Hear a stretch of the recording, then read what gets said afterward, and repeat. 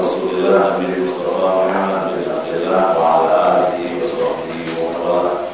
Asyhadu an la ilaha illallah wa asyhadu anna Muhammadan abduhu wa rasuluhu wa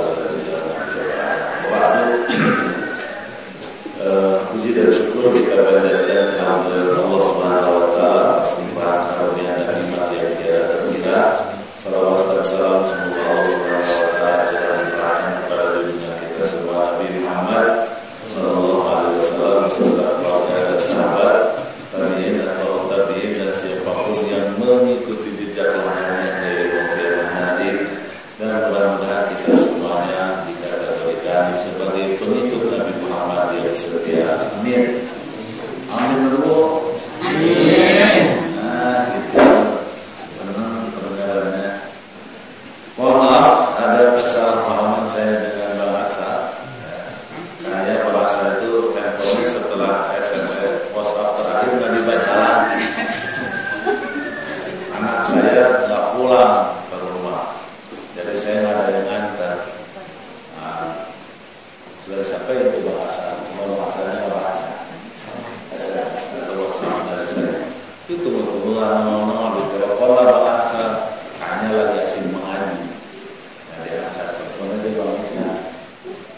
Alhamdulillah Bang Aksa jadi terlambat. Padahal dari tadi ditunggu daripada subuh di rumah. Sekali lagi mohon maaf. Bapak dan Ibu sekalian yang dimuliakan oleh Allah Subhanahu wa taala, kita akan lanjutkan pembahasan kita tentang surah Nabawiyah. Cuma kepala di poin terakhir itu sampai dianggap aman, prospektif, maka terjadilah hijrah. Oke. Berarti kita masih pada prosesi hijrah. Kalau tidak salah berarti di pertemuan yang lalu kita bahas tentang persiapan pemberangkatan hijrah. Saya katakan itu pertama menentukan destinasi, gitu ya. Kemudian menjamin bahwa destinasi itu adalah aman. Kemudian ada proses terjadi hijrahnya sendiri. Kemudian berikutnya yang keempat, langkah-langkah apa yang dilakukan baginda Rasulullah SAW di sana. Untuk menentukan destinasi, kita tahu bahwa Rasulullah SAW memanfaatkan momentum ibadah haji pada tahun ke-10 dari kenabian, menawarkan Islam kepada kabilah-kabilah yang hadir. Rata-rata menolak kecuali satu yang menerima, yaitu Yathrib. Itu pun juga baru ya nyatakan pikir-pikir. Tetapi ini kalau kata asuransi gitu ya, marketing asuransi, ini sudah apa istilahnya itu prospek. Nah, maka di tahun berikutnya terjadi saja closing tahun ke-11 dari kenabian di musim haji. Ada baiat Aqabah pertama. Tetapi karena belum yakin, belum deal, maka Rasulullah SAW mengutus Mus'ab di Umayyah. Maka kemudian destinasinya dinyatakan aman dan itu dibuktikan dengan baiat Aqabah kedua pada tahun ke-12 dari kenabian di musim haji. Deal. Nah, karena sudah deal itu, maka Rasulullah SAW mengumumkan kewajiban hijrah bagi kaum muslimin di Mekah dan di luar Mekah untuk semuanya berhimpun di mana? Di kota Yathrib. Dan terjadilah prosesi hijrah. Kalau Anda sudah ada prosesi hijrahnya, dan seluruh para sahabat berangkat hijrah, tidak terkecuali baginda Rasulullah SAW yang memilih terakhir bersama Abu Bakar radhiyallahu anhu. Maka akhirnya alhamdulillah para sahabat aman sampai di Yathrib. Begitu juga Rasulullah dan Abu Bakar juga selamat aman ke kota Madinah. Nah, itu yang sudah kita bahas di pertemuan yang lalu. Di pertemuan ini kita akan bahas apa langkah-langkah yang dilakukan oleh baginda Rasulullah SAW setibanya di Madinah. Yang pertama, beliau menahan sejenak sekitar 2 pekan untuk tidak masuk ke pusat kota Madinah, ke kota Yathrib. Kenapa dia menahan diri tetap di Kuba? Jadi Rasulullah itu atau para sahabat itu berhijrah itu tinggal di Kuba. Jadi mereka tidak masuk ke kota Madinah, ke pusat kota. Sampai Nabi Muhammad ke Kuba. Malah Rasulullah menahan tidak langsung ke sana. Beliau tinggal di situ sekitar 2 pekan. 2 pekan itu saya menyebutnya 2 pekan, tidak dengan hari, karena ada riwayat yang menerangkan 10 hari, 12 hari, ada yang meriwayatkan 14 hari. Yang populer menyebutnya 12 hari, yang populer. Tapi juga ada yang 10 hari, ada juga riwayat 14 hari. Dan ini penting untuk dianalisa, karena nanti ada sholat Jumat. Ada sholat Jumat. Nah, jadi kan kalau Jumat kan nggak mungkin hari Rabu, hari mana, hari Jumat. Makanya keberadaan Rasulullah SAW di Kuba itu menjadi penting lah kira-kira. Menjadi penting itu dari soal jumlah harinya, karena nanti dia harus menganjurkan Jumat. Nah, apa yang dilakukan oleh baginda Rasulullah SAW ketika dia menahan diri di Kuba, tidak langsung masuk ke pusat kota Yathrib, adalah yang pertama membersihkan diri. Kenapa dibersihkan dirinya? Karena perjalanan umroh yang tidak normal. Karena kalau perjalanan normal, kalau membersihkan diri sehari 2 hari juga beres. Tetapi ini dalam perjalanan yang sangat tidak normal, nggak bawa bekal apa-apa, berjalan kaki mayoritas. Berkendara itu 1-2 orang saja, mayoritas berjalan kaki, bisa kebayang bagaimana balangsak itu bahasa Indonesia, balangsak.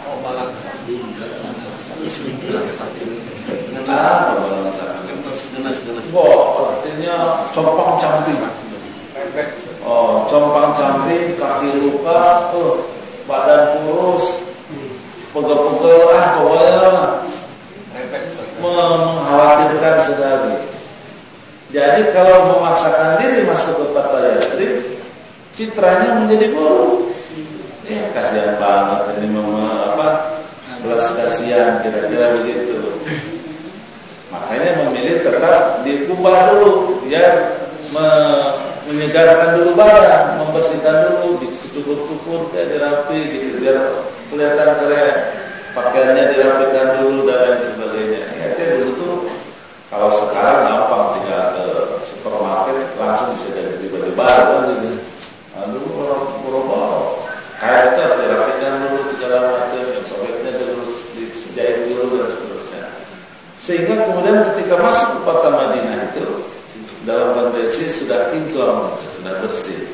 Dan ini kan konsep dakwah sepanjang masa, atau sepanjang usia kenabian Muhammad SAW.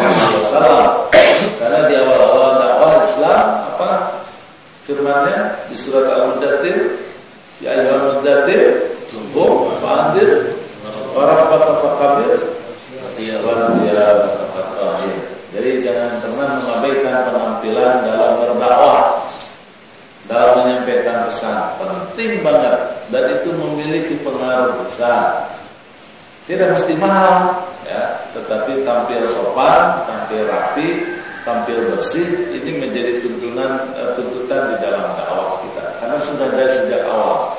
Makanya setelah beliau hijrah ke Madinah, ke kota Yathrib, dia tidak langsung masuk, tetapi sekali lagi merapikan dulu tubuhnya, fisiknya, pakaiannya, dan seterusnya. Target yang kedua adalah penggalangan opini. Karena bagaimanapun juga Rasulullah SAW dengan ansarnya, muhajirin dengan ansarnya, itu bukan mayoritas, ataupun dianggap mayoritas, mungkin disebut dengan simple majority. Ya, jadi mayoritas sederhana, maksud sederhana itu mungkin secara jumlah terbesar, tetapi di bawah 50%. Ya. Kalau yang sekarang ikut pemilu mungkin sangat paham. Jadi suaranya terbanyak tetapi jauh dari 50%. Artinya bila komunitas lain mengkonsolidasikan diri, maka kaum muslimin itu sebetulnya minoritas. Tapi kebetulan yang lain bercerai-berai, Aus dan Khazraj terbelah, gitu kan? Orang-orang Yahudi juga terbelah,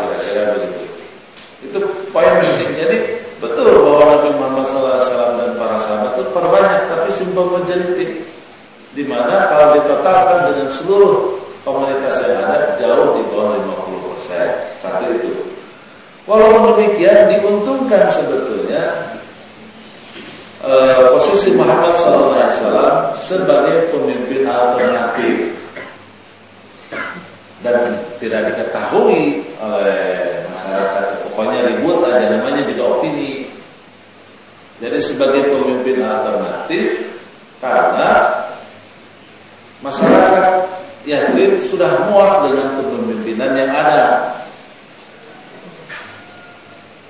Terlebih lagi sedang lagi hot-hotnya ketika itu seorang calon pemimpin bernama Abdullah bin Ubay bin Salul, yang dia sudah tidak ada lama. Pokoknya ketika ada pilpres dia yang jadi presiden. Popularitasnya bagus, elektabilitasnya bagus, tetapi diragukan kemampuannya oleh masyarakat Yathrib. Sehingga ketika ada isu bahwa ada pemimpin keren dari Quraisy, namanya Muhammad, dia ngaku nabi, waduh, ini menjadi perbincangan. Betulkah Muhammad ini sebagai pemimpin alternatif yang bisa mengalahkan popularitas dan elektabilitasnya Abdullah bin Ubay bin Salul atau tidak? Atau Muhammad biasa-biasa saja, mungkin foreigner, dia orang asing yang datang ke situ mau ngacak-ngacak. Jadi belum tergalang dengan bagus informasi atau opini di kalangan orang-orang Yathrib ketika itu. Penggalangan sudah dilakukan selama setahun oleh Mus'ab bin Umair, tetapi belum cukup. Oleh karena itu maka penampilan yang rapi, penampilan yang gagah, informasi kehadiran itu harus menjadi pengetahuan umum masyarakat Yathrib ketika itu. Nah, karena opini itu, semua orang Yathrib menunggu kehadiran baginda Rasulullah SAW. Makanya beberapa hari ini penting, sampai yakin tidak ada satupun orang Yathrib kecuali tahu bahwa Muhammad telah datang. Dipersiapkan segala sesuatunya, ya, termasuk nanti kita akan tahu bahwa Muhammad SAW ketika memasuki kota Yathrib itu disambut oleh seluruh penduduk Yathrib dengan memuluskan pedang. Ini kan bagian opini sebagai bentuk pembelaan kesiapan masyarakat Yathrib melindungi Muhammad dan para sahabat. Karena ini pemimpin alternatif yang akan menyelamatkan bangsa Yathrib dari kehancuran. Karena kalau sama si Abdullah bin Salul nggak bakal Roma gini-gini aja. Kemudian para perempuan juga menyaksikan, malah disiapkan kepada mereka nasibnya. Dan itu sangat bermakna nasibnya. Ta'ala badrun alaina min saniyatil wada. Itu sudah ujian. Jadi memang diciptakan opini itu. Sehingga kemudian opini yang sudah digalang sebelumnya mendapatkan pembenaran. Ini luar biasa. Nah, terjadilah apa yang kemudian terjadi. Kita tahu bahwa akhirnya di hari ke-14 atau di hari ke-12 itu baginda Rasulullah SAW turun dari Kuba menuju kota Yathrib. Itu sekitar jaraknya sekitar 7 kilo lah kira-kira, ya, 7 kilo. Maka kemudian datanglah dan ternyata betul Mus'ab bin Umair dengan seluruh Ansar kemudian akhirnya menggalang massa, sehingga massa begitu banyak, tidak satupun orang Yathrib kecuali menantu kedatangan Muhammad SAW. Jreng, kalau pakai jreng ya, jreng gitu datang, jreng. Ketika itu maka dalam bahasa modern sekarang Rasulullah SAW memanfaatkan psikologi massa. Menggunakan psikologi massa dengan dua langkah berikutnya. Apa dua langkah berikutnya dalam psikologi massa itu? Kan ketika Muhammad datang, semua kabilah menyambut. Mereka tahu Muhammad di Madinah, mau tinggal di mana, nggak tahu. Maka seluruh kabilah menyambut. Sudah saja bersama kami wahai baginda Rasul. Sudah saja bersama kami, sudah saja bersama kami. Begitu semua kamilah. Dan itu sesuatu yang mereka lakukan untuk caper, ya. Cari perhatian, bukan baper ya. Caper, cari perhatian. Kalau baper mau perasaan, tapi kalau duat itu baper itu artinya mau perubahan. Memang para awal ya.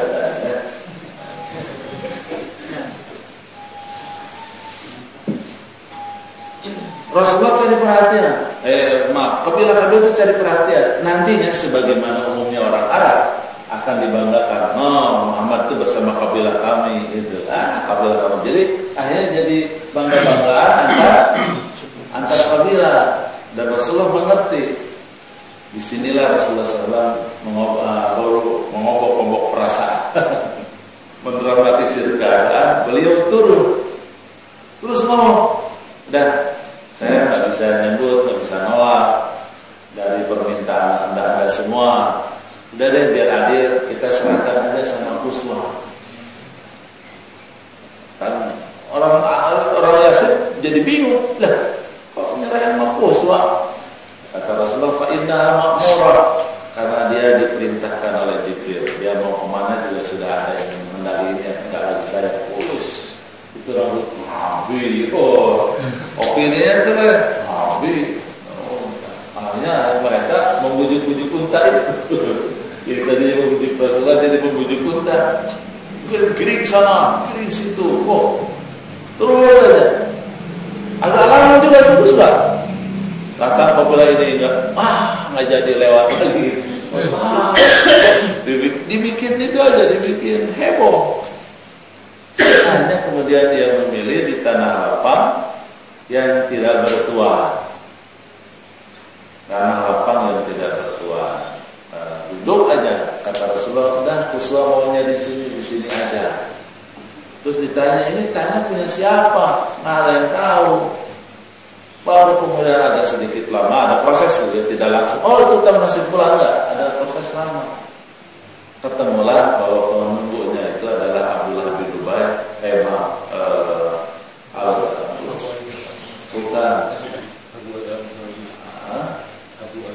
Abu Ayyub Al-Ansari. Abu Ayyub itu nggak tahu namanya siapa. Yang jelas dia punya anak namanya Ayyub, bapaknya nggak tahu siapa. Jadi orang nggak terkenal. Jadi siapa Ayyub Al-Ansari kemudian disebutkan karena dia masuk Islam bersama Mus'ab bin Umair bin Mus'ab bin Umair, gitu ya.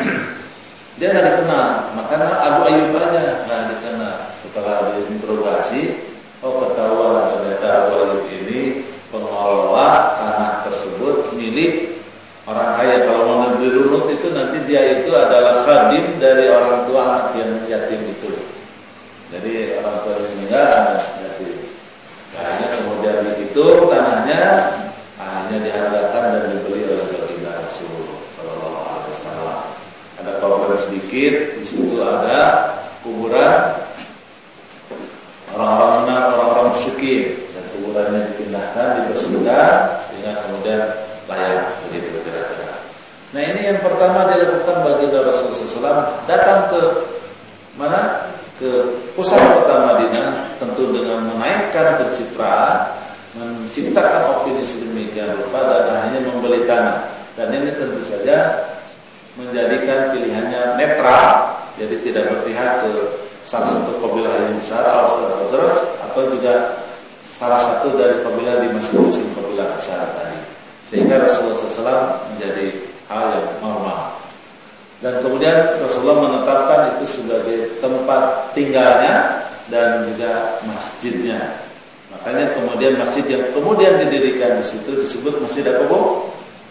Masjid Nabawi atau Masjid Rasulullah SAW. Dan Rasulullah sendiri selalu menyebutnya dengan dhamir aku, masjidku ini, masjidi hada, masjidi hada, masjidku ini. Karena memang ya masjid dia sendiri, karena yang dia beli tanahnya dan dia kemudian bangun.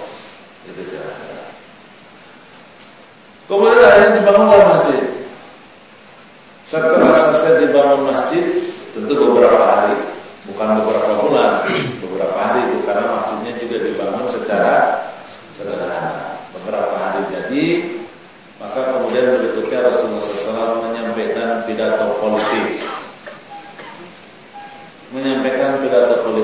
Ini riwayat itu konon katanya sebelum masjid itu didirikan, ada lagi riwayat mengatakan setelah masjid itu didirikan. Jadi mohon maaf nanti kalau Ustaz kok saya baca sebelum masjid didirikan, memang ada dua riwayat. Akhirnya Rasulullah berpidato politik. Ingat, sekali lagi Nabi Muhammad dan para sahabat simple majority.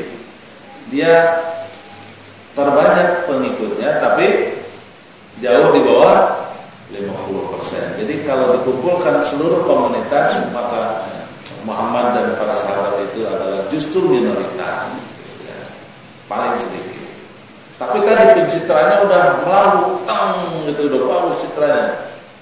Nah ini dimanfaatkan berikutnya dengan melaksanakan pidato politik. Pidato politiknya meliputi 4 poin. Ya ayuhan nas, afsus salam bainakum, wasilul arham, wa'imut ta'am, wasallu bil laili wan nasu niyam, tadkhulul jannata bisalam. Kata beliau, sebarkanlah damai. Kalau anak slankers, peace. Damailah. Dan itu langsung menyentuh seluruh relung kalbu masyarakat Yathrib ketika itu. Kenapa? Karena kata damai sudah hilang dalam kamus kehidupan mereka. Lebih dari 100 tahun Allah sudah jelas berselisih yang tidak berujung, terus-menerus berselisih. Mereka diadu domba. Lebih dari 100 tahun orang Yahudi bercokol dengan segala kekuatannya di situ, pada mereka sangat minoritas, mempengaruhi ekonomi, mempengaruhi budaya, termasuk juga peperangan sangat bergantung kepada bagaimana permainan orang-orang Yahudi di kalangan orang Yahudi ketika itu. Jadi mereka sudah terkubur kata damai di hati mereka, sudah tidak ada di kamus kehidupan mereka damai. Yang ada perang dunia. Perang mulu, berselisih mulu, bersaing, saling mengalahkan, saling menipu, saling berkhianat. Itulah yang kemudian terbiasa ada di kalangan mereka. Maka Rasulullah SAW, afus salam, sebarkanlah kedamaian, sebarkanlah keselamatan. Itu sesuatu yang, kalau kata orang-orang di WhatsApp, jelek. Saya belum seumur umur tahunya dari WhatsApp. Kalau jelek,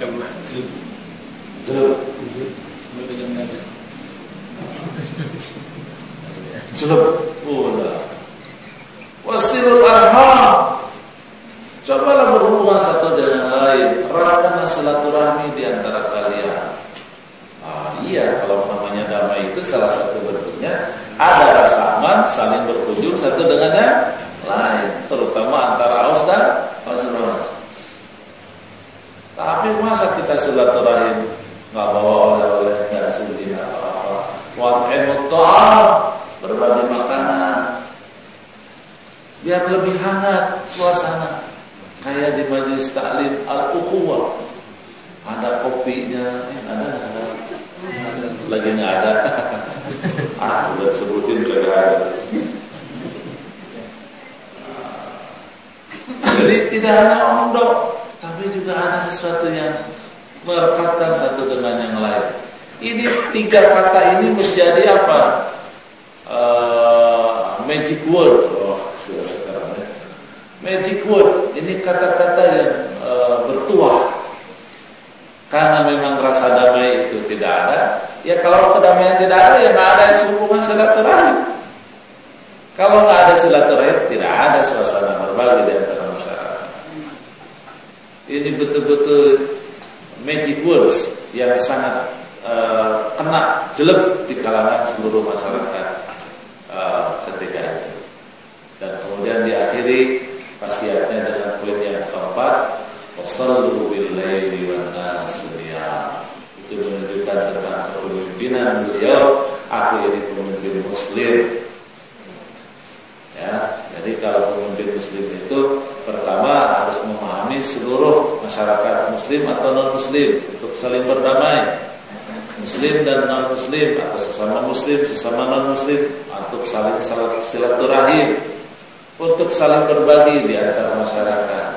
Tapi karena kami adalah pemimpin muslim, maka wassallu bil laili wan nas niyam. Salatlah kalian ya orang beriman saat yang non muslim sedang tertidur. Wan nasu niyamun. Ya, salatlah kalian sementara orang lain sedang lelap tertidur. Ini menunjukkan kepada kita bahwa keislaman kita yang ditampilkan adalah yang rahmatan lil alamin.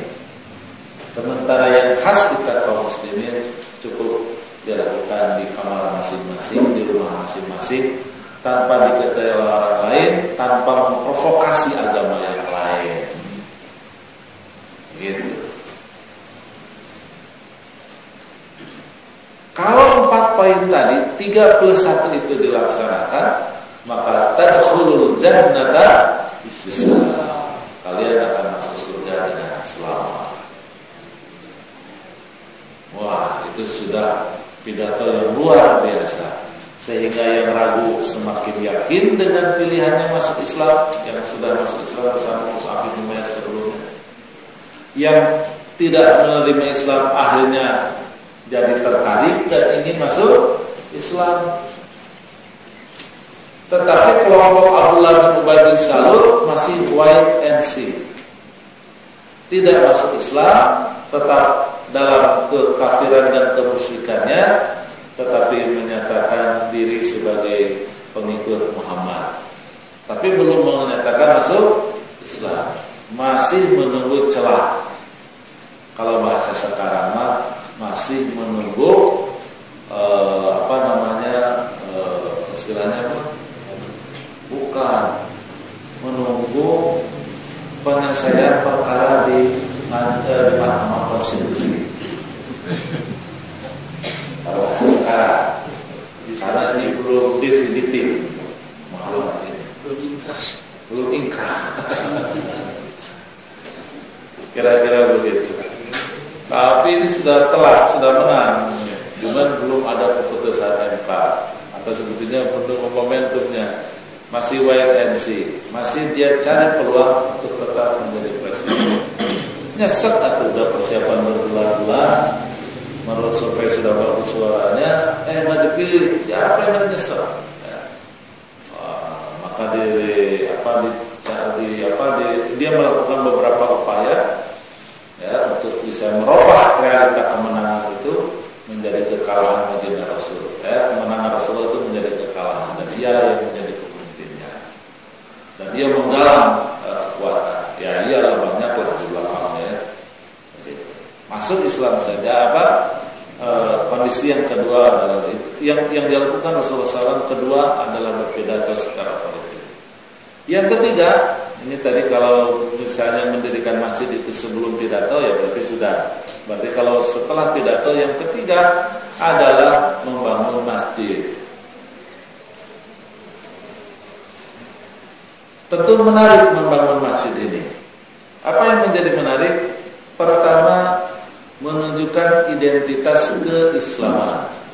Karena kita tahu bahwa yang namanya masjid adalah syiar, identitas sebuah komunitas muslim itu ditunjukkan dengan adanya masjid. Dan kita semua tahu di masjid itu kita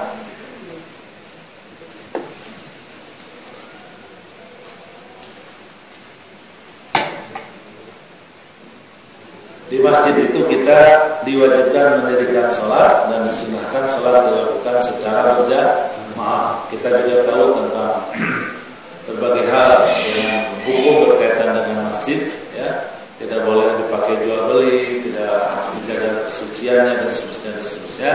Kita juga paham fungsinya pun tidak hanya sebagai tempat beribadah, tetapi juga ta'lim, malah untuk melakukan aktivitas sosial lainnya. Ya, termasuk kalau di zaman Rasul dulu dijadikan sebagai tempat belajar bela diri untuk berjihad fisabilillah, juga belajarnya persiapannya juga di masjid. Tetapi sebetulnya yang ditarget oleh baginda Rasulullah SAW adalah, atau oleh Islam dalam konteks sirah ini, adalah menggalak kekuatan kaum muslimin lebih erat lagi, lebih solid lagi, ya, lebih kokoh hubungan antara kaum muslimin satu dengan yang lain. Kenapa? Karena dalam sehari itu orang Islam bertemu berapa kali? 5 kali. Dan pertemuannya di masjid itu betul-betul terhindar dari motif duniawi.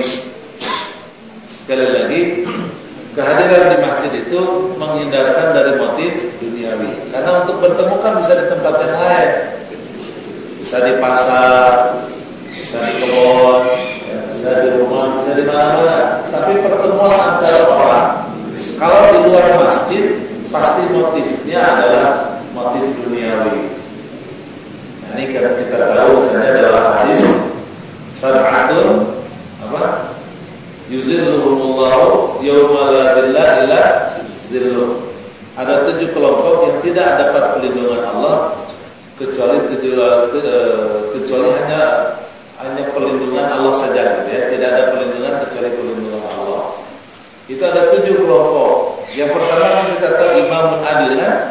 Dan yang kedua adalah syabun nasyafi ibadatillah, pemuda yang tumbuh kembang dari sejak dalam kandungan lahir menjadi bayi, menjadi kanak-kanak, menjadi remaja, dan dalam dewasanya dalam suasana ibadah kepada Allah. Kalau demikian pasti ini anak akan aktif di mana? Di masjid. Makanya yang ketiga, rajulun qalbuhu mu'allaqun bil masajid.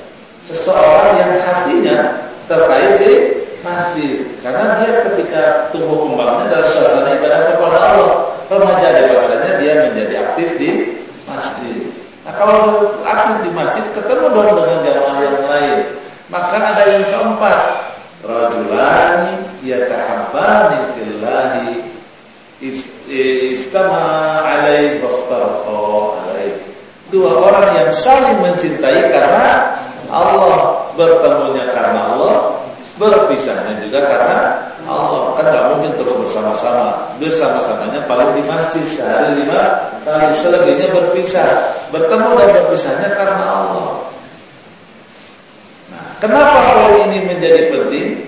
Yang keberapa? Keempat atau 5%? Keempat. Itu kenapa menjadi penting? Karena pertemuannya di masjid.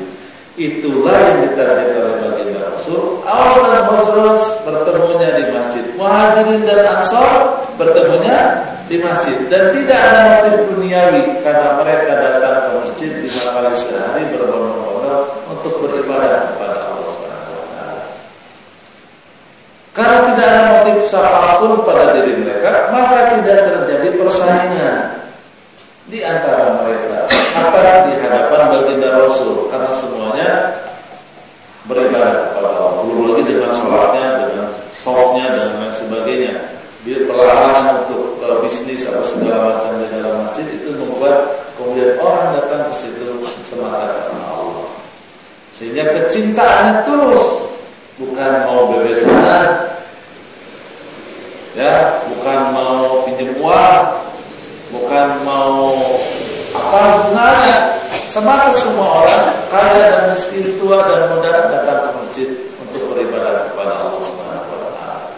Dan karenanya maka terkonsolidasi kekuatan kaum muslimin di Mekah ketika itu. Di Madinah, di kota Yathrib ketika itu. Itu yang ketiga. Yang keempat, untuk menjamin konsolidasi kaum muslimin itu begitu kuat, maka yang keempat Rasulullah SAW mempersaudarakan Muhajirin dan Ansar, sehingga tidak berkerumun, ya, tidak berkelompok, ini Muhajirin, ini Ansar, tetapi dibaurkan, dan dibaurkannya dalam bola man-to-man marking. Jadi orang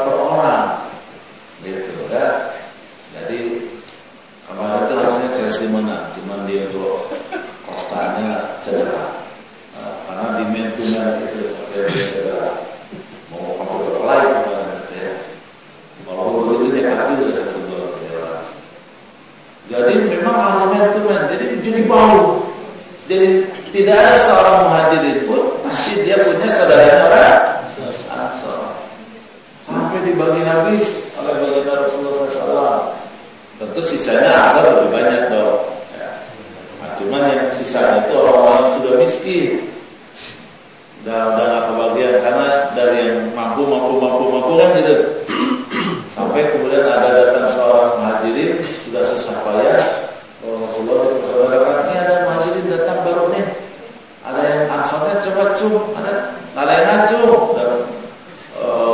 Yang mampu-mampunya udah sudah punya saudara. Tinggal orang-orang miskinnya, gua nggak punya saudara punya saudara muhajirin, akhirnya ngacung. Ini alhamdulillah ini ada saudara baru nih, ya saudara baru. Nanti Bang Asal akan sering menyebut istilah saudara baru. Artinya saudara baru itu akhun jadid, nanti merupakan definisi baru ya daripada mu'alaf. Jadi nanti mah ke depan nggak ada lagi mu'alaf di Indonesia. Nah, adanya saudara baru. Itu Bang Asal nanti. Nah, ini ada saudara baru nih, baru datang dari Mekah, ada yang ngacung. Nah, kemudian itu saudara, dan ceritanya antum tahu sendiri. Kemudian dia datang ke rumahnya, kemudian ngomong sama istrinya, ada makanan nggak? Nah, kecuali ada satu jatah buat anak-anak mereka. Wah, ini sudah datang nih, sudah jauh perjalanan, dihadirkanlah itu makanan kepada muhajir karena sudah malam. Dimatiin lampunya, piringnya ada 2, kayak makan berdua. Padahal yang makan cuma muhajir aja. Nah, ini kemudian diabadikan dalam Al-Quran Karim surah Al-Hasyr ayat 9. Yu'thiruna ala anfusihim walau kana bihim khasasah. Mereka mendahulukan saudara-saudara muhajirnya walaupun sesungguhnya dia butuh terhadap benda itu, terhadap harta itu, terhadap makanan itu, tetapi didahulukan kepada orang-orang muhajir. Dan itu salah satu contohnya adalah cerita ini, walaupun di cerita yang lain juga. Nah, ini yang kemudian terjadi. Tentu saja maka semakin solidlah muhajirin dan ansar. Yang terakhir yang dilakukan oleh Rasulullah SAW adalah melakukan perjanjian dengan orang-orang Yahudi dan non-Muslim lainnya dalam bentuk piagam Madinah, Mitsaq Madani. Di situ ada 40 diktum mengatur hubungan antara muhajirin dan ansar atau sesama muslim, mengatur hubungan muslimin dengan Yahudi, mengatur antara Yahudi dengan Yahudi yang lainnya, dan mengatur seluruh masyarakat Madinah sebagai warga negara. Pendek kata, Madinah termasuk dianggap ya menurut beberapa peneliti dari Orientalis menunjukkan bahwa dia konstitusi pertama dalam peradaban manusia. Silakan sebut kota Roma, kota Plato, kota dulu, apa segala macam, Athena dan seterusnya, ataupun di India, ataupun di mana, di Cina dan seterusnya, itu tidak ditemukan adanya konstitusi yang seperti itu. Yang ada di seluruh tempat di dunia ini sebelumnya, kalau ada aturan itu punya raja. Jadi raja secara mutlak membuat aturan dan tentu saja tidak akan adil. Nah, tetapi di sini pertama ada konstitusi yang menjamin kesetaraan antar warga negara, baik yang muslim atau dengan non-muslim. Walaupun manusia kelihatan orang muslim lebih dominan, tapi bagaimana tetap dilakukan penghargaan, ada hak yang sama setara sesama antar warga negara ketika itu. Dan ini merupakan sekali lagi konstitusi pertama. Apa yang kemudian pelajaran yang kita dapat dari 4 langkah yang dilakukan oleh baginda Rasulullah SAW di Madinah ketika datang, menunjukkan bahwa Islam ini adalah agama yang syamil. Dia bukanlah urusan individu kaum muslimin saja, tetapi adalah urusan sesama kaum muslimin. Tidak hanya urusan secara sesama kaum muslimin, bagaimana mengatur hubungan kaum muslimin dengan yang lain. Tidak hanya mengatur hubungan saja, tetapi bagaimana mensejahterakan seluruh masyarakat dalam sebuah komunitas. Maka berikutnya kemudian kita tahu bahwa Rasulullah SAW dengan hijrahnya ke kota Yathrib, ke kota Madinah, menunjukkan kepada kita bahwa Islam itu harus bernegara. Ya, bukan berarti Ustaz Imam mau bikin negara Islam Indonesia, bukan. Bahwa Islam itu kompatibel kepada kehidupan yang tertib, kepada kehidupan yang berkonstitusi dimanapun ia berada. Ini sangat penting harus dipahami. Makanya nih bapak-bapak nih kalau mau kawin lagi Pak, jangan nikah siri. Kalau sudah di Indonesia, maka urus pernikahan yang kedua itu di KUA. Seluruh persyaratannya harus diikuti, termasuk izin istri pertama yang diputuskan oleh pengadilan agama melalui minimal 3 kali persidangan. Gentleman itu namanya kalau begitu. Karena kita bernegara. Kalau sudah negara begitu. Ditetapkan bahwa di Indonesia bayi harus diimunisasi, ikuti aja imunisasi. Jangan jadi anti imunisasi. Banyak di antara kita anti imunisasi. Itu artinya sudah keluar dari negara. Apa? Betul kan begitu? Ini ada perawat. Karena ini kita bernegara, berlalu lintas. Jangan pernah kita pakai mobil bersetir kiri, harus setir kanan. Pakai helm bawa STNK, itu berislam. Karena kita bersepakat hidup di negara ini. Hah? Jangan pernah nggak bayar pajak. STNK dilunasi. Bernegara. Jadi dimanapun dia berada, dia harus adaptasi dengan negara itu. Rasulullah ke Yasrib, dia hormati segala hal yang ada di Yasrib. Dan dia tidak berbuat zalim, tidak semena-mena. Ini yang harus kemudian dipahami. Saya pernah ditanya, Ustaz, waktu ini lebaran beda, Ustaz mau pilih mana nih lebarannya? Saya nunggu pengumuman dari pemerintah aja. Kok begitu Ustaz? Ya, karena saya bercita-cita yang menjadi Menteri Agama, syukur-syukur saya bisa jadi presiden. Terus maksudnya, ya kalau saya jadi Menteri Agama, apalagi saya presiden, rakyat saya semua ikut sama saya. Bagaimana caranya biar rakyat itu ikut sama saya? Saya sekarang sebagai rakyat ikut pemerintahan. Itu penting. Nah, kalau kita sekarang melawan kepada negara, kepada pemerintahan dari mulai RT sampai dengan presiden, nah kalau kita berkuasa siapa yang mau nurut? Nggak bisa. Ya, kita harus komitmen dengan kesepakatan.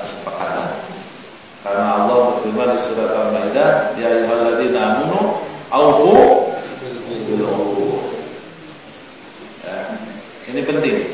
Jadi dari sirah ini kita akan temukan begitu.